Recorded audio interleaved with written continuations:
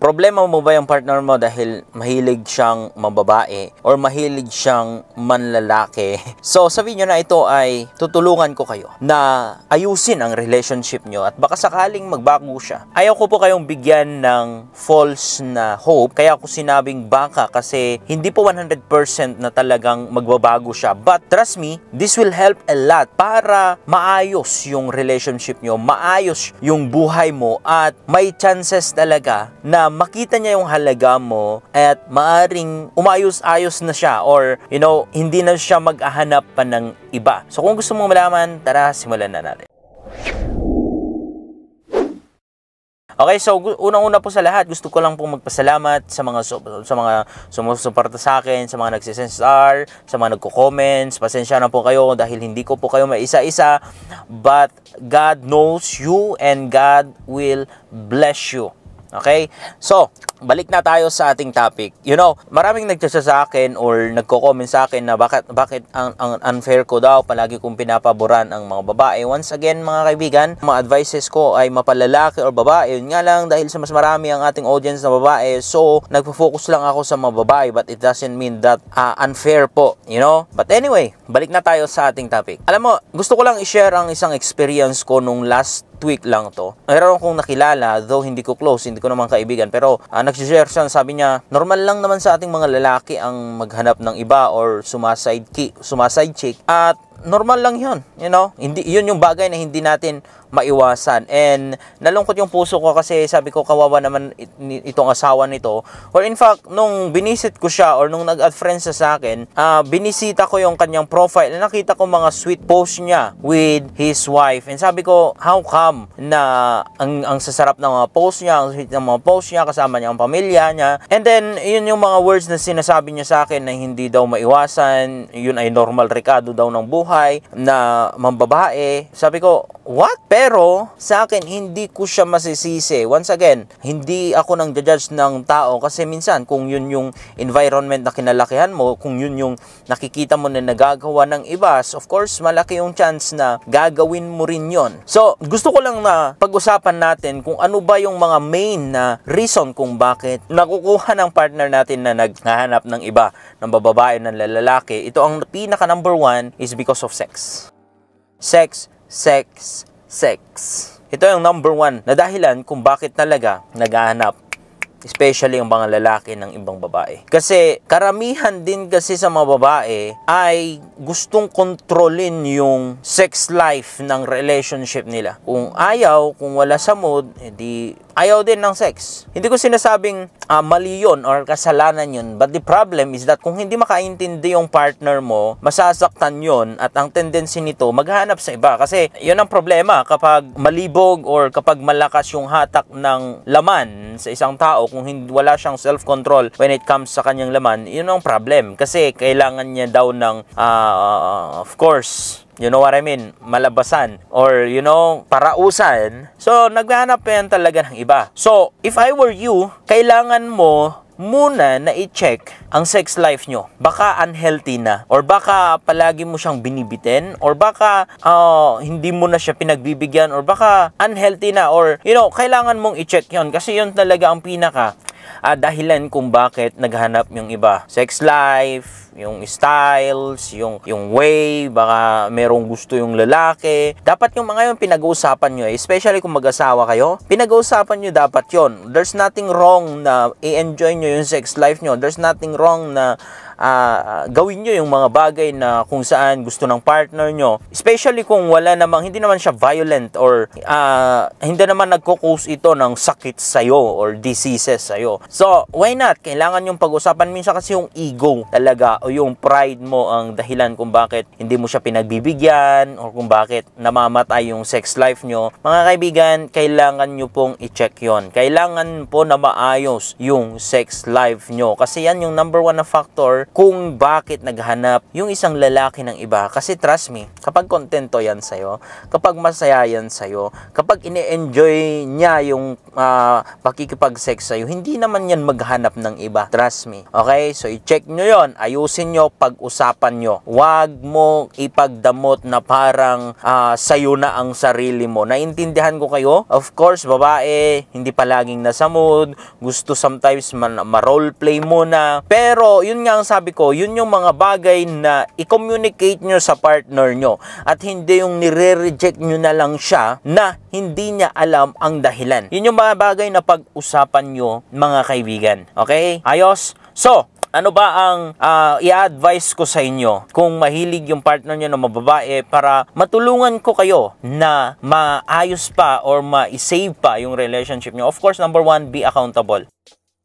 Huwag nyo pong isisi sa akin kung babaero or lalakero yung partner nyo. Kasi in the first place, sisihin mo muna yung sarili mo. Be accountable, but not in a way na i-condemn mo yung sarili mo. Okay? Kasi a lot of you ay alam na nga lang na may record na yung partner o nung boyfriend pa lang, girlfriend pa lang, na mahilig na siya ng iba or hindi siya kontento sa'yo pero pinakasalan pa rin. So what do you think? What do you expect? Of course, itutuloy niya yan. Okay? So, gusto ko na maging accountable muna kayo. Be humble enough, sabi mo, I am wrong. May mali akong nagawa. Okay? So, after that, na ma-realize mo or i-accept mo sa puso mo na meron kang maling decision na nagawa, it's time to make things right. Yun ang number 2 na gagawin mo, kaibigan, is that never, ever tolerate yung maling ginagawa ng partner mo. Sadly, kasi meron akong ina-advisean, merong mga nagchat-chat sa akin na beside na alam na yung partner ay nagluloko is that binibigyan pa rin or pinagbibigyan pa rin sila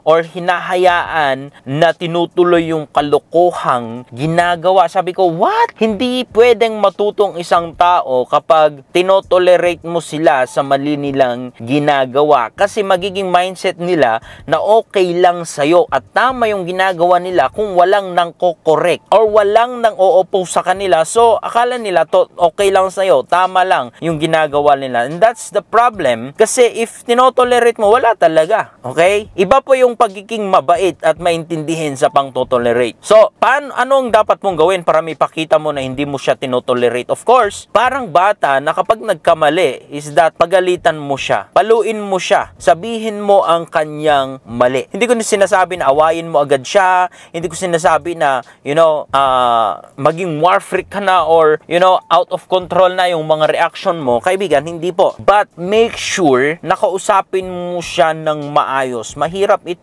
pero mas maganda na rin na kausapin mo siya ng maayos at kailangan niyang malaman yung side mo, yung sama ng loob mo, yung sakit ng, yung nararamdaman mo in a way na maiwasan sana yung cursing, maiwasan sana yung sumosobra yung mga sinasabi mo sa kanya. Naintindihan kita kasi kapag emotion ang nag-burst or nag-boom, mahirap kontrolin. But you know na matured ka kapag kaya mong kontrolin yung emotion mo, kaibigan. So, never tolerate. Huwag mong hayaan na okay lang sa'yo. Kung kailangan na bigyan siya ng space, bigyan mo siya ng space. Kung kailangan at talagang kailangan na talaga na makipaghiwalay ka na sa kanya, makipaghiwalay ka na sa kanya, kaibigan. In that way, nasasabi mo sa kanya na hindi okay sa'yo yung kanyang ginagawa. Trust me, in that way, marirealize niya na kailangan niyang ayusin yung kanyang sarili. Of course, nandun naman yung issue na, kuya, kapag binigyan ko siya ng space, di mas lalong mawala siya sa akin, then it tells you na hindi ka na niya talaga mahal. Kahit kapiling mo siya, kahit katabi mo pa siya, yung puso niya sa iba, useless. Wala ka din lang mapapala dyan. Gusto mo ba na maging kasama yung tao na kapag nagsisex kayo, is that iba yung iniisip niya? Ibang tao yung pinagpapantasyahan niya? Of course not. So, kapag binigyan mo siya ng space and tuluyan na siyang nawala or napuntay sa iba, it shows na wala na sa yung love niya. Masakit, alam kong masakit, pero kailangan mong tanggapin. May mga tao na hindi naman talaga para sa atin, pero pinipilit lang natin na makuha sila or maging atin, though hindi dapat para sa atin at kailangan na natin i-give up. Mga kaibigan, masakit yung mga sinasabi ko at masakit makipaghiwalay, lalong-lalo na kung minahal mo siya. Pero trust me, sa una lang po yan. Okay? Sa una lang po yan. So, number 3 na dapat mong gawin is to build up yourself, not build down. This is the problem kasi marami sa inyo, mapalalaki or babae, na kapag dumaranas ng ganyang trial sa buhay, problema sa buhay, mas lalong dinadown yung sarili. Mas lalong bumababa yung tingin sa sarili, or mas lalong, nagpapakain ng depression or stress. So, hindi build up yung ginagawa nila, kundi nagbi-build down. Lagi mong tatandaan, kaibigan, ang taong tinitingala ay yung mga taong nagbi-build up. Ang mga taong may nararating sa buhay ay yung mga taong may positive ang point of view sa kabila ng mga problemang dumarating. So, i-build mo pa rin yung sarili mo. Hindi ko sinasabi na hindi ka iiyak or maging manhid ka or, of course, i-absorb mo lahat ng pain na yon kasi yung pain na yon yung dahilan para mag-build ka. Let me give you an example. Bakit kapag nag-gym ka, pag na-try mo nag-gym, sa una, masakit. Sa pangalawang araw, masakit. Pero trust me, kapag hindi mo nararamdaman yung sakit ng katawan mo kapag nag-gym ka, it means walang mag-grow na muscle mo. So, alam mo na may mag-grow kapag ramdam mo yung mga pain sa katawan mo. It means may growth na nangyayari sa'yo. So, kailangan mo bukas mag-exercise ka ulit. At kung nag-exercise ka ulit, yung pain na nararamdaman mo, matatanggal yon. Sa ganon, kahit na meron kang nararamdaman na sakit dahil sa panloloko or pambabae ng partner mo, is that ituloy mo lang ang buhay. Huwag mong isuko ang buhay kasi kapag sinuko mo ang buhay, nagpakamartir ka sa kanya, nagpadala ka sa kanya, sa nangyayari sa inyo, is that ikaw din lang ang talo at the end of the day. Ikaw din lang ang naghahabol at the end of the day. Don't beg for someone's pity or sympathy or attention, especially if that person doesn't care about you anymore. Because lagi kang talo dyan. Wala ka pong magandang future dyan. So build up yourself, continue mo sa buhay, yun yung magiging fuel mo. Dapat yun yung mas magpupus pa sa'yo para lumaban sa buhay, para mas i-build mo pa yung sarili mo. So, yun yung number 3 na dapat mong gawin. So, number 4 na pinakadapat mong gawin, at ito talaga ay I believe na makakatulong sa inyo,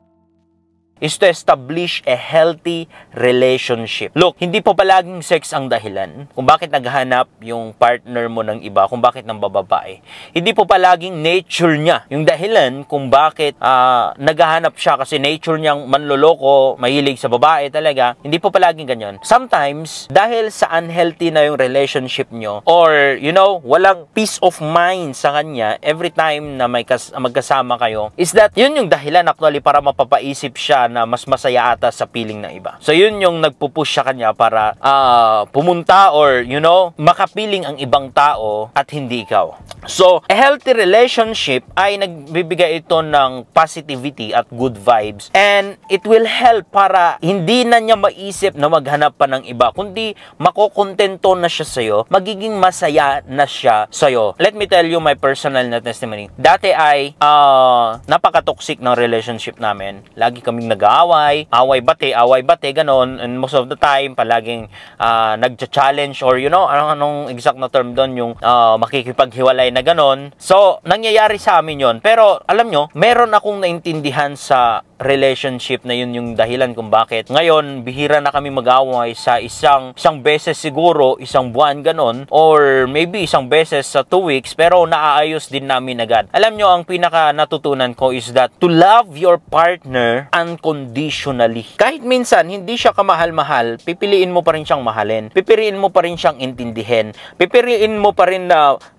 ayusin sa magandang usapan or makipag-usap ka ng maayos sa kanya. I-open mo. Kasi kapag palagi mong dinadaan sa galit, dinadaan sa pag-aaway, is that nagiging toxic yung relationship nyo. Walang peace of mind o walang peace mismo sa relationship nyo. And kapag ganun yung nangyayari, unhealthy yung relationship nyo. Kaya, kaibigan, napaka-importante po na establish ninyo ang healthy na relationship. So, mag-isip ka ng mga bagay na i-restore yung dating kilig sa inyo, yung dating bonding nyo, yung dating kayo, yung yung una pa kayong nagkilala, like, maybe spend nyo rin ang oras nyo na mamasyal, na mag-date, na, gawin yung mga exciting na bagay so that yung relationship nyo hindi magiging unhealthy. Remember, ang isang tao, kapag hindi mo yan pinapakain, mamamalnourish yan, magiging unhealthy yan. Pero kapag sobra rin yung pinapakain mo, magiging unhealthy or magiging malnourished yan. Ganon din sa relationship. Kapag kulang yung binibigay mo na attention sa relationship, yung ginagawa mo na effort sa relationship, magiging unhealthy. So, ang tendency, maghanap talaga yung partner mo sa iba. Pero kung sobra-sobra naman ang binibigay mo, magiging obese. So, unhealthy pa rin.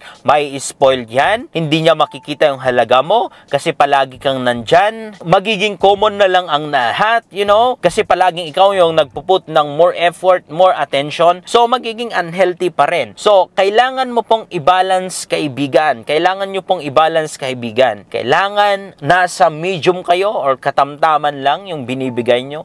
In order para andun pa din yung thrill, andun pa rin yung excitement, and andun pa rin yung, desire nyo sa isa't isa. It means nasa healthy relationship kayo kapag nandun kayo sa situation na ganun. So, yun yung kailangan mong i-build, kaibigan. I-build up, kaibigan, or establish a healthy relationship. You need to pray for it. And I believe sa tulong ni Lord, makakayanan niya or maiiwasan ng partner mo na maghanap ng iba, na mambabae pa. Kasi nakikita niya ang peace of mind sa relationship, ang healthy na relationship, at mapagmahal na partner. Maiiwasan ang maghanap siya ng iba sa tulong ng ating Panginoon. Of course, ipag-pray mo pa rin. Kasi, trust me, you cannot change a person, but you can change yourself and you can pray for that person that God will change him or her. There's nothing impossible with God. Trust me. So, kapag nagawa mo ang lahat ng yon at wala pa rin, maybe it's time to say goodbye kasi maybe he's not the right person for you talaga. Especially sa mga nagli-live-in. Especially sa mga magjowa. Maybe he's not the right person for you. Maybe God is telling you to let that man go. Let that woman go. He is not the right person for you. He doesn't deserve you. So, kahit masakit, trust me, it is better for you. May merong